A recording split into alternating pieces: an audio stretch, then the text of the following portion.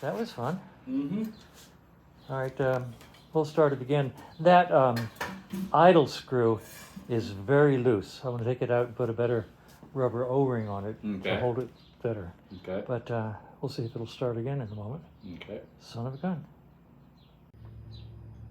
Okay, Kevin has the Trident at his shop that we need to do a few final things, such as changing out the battery to a smaller one and doing a restart.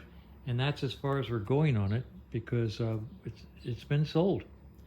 So it's going to go out exactly as is, and the new owner is going to finish up fixing the clutch. So that's kind of cool.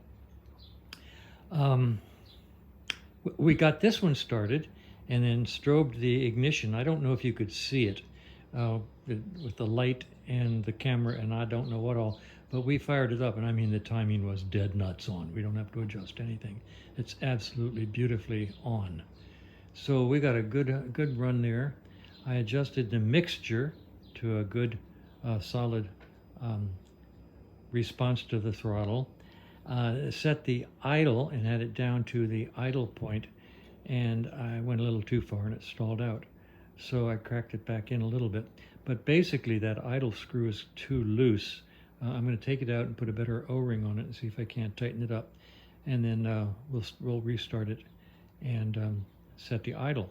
I'm going to go ahead and close up the primary case now and put some fluid in it and probably let it sit overnight so that the sealer can coagulate. So I'm going to close that up, let it dry overnight.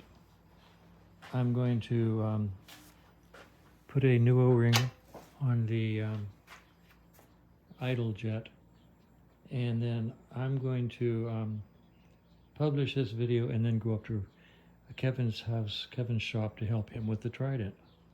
So we got ourselves a runner, and it sounded good too. So progress has been made.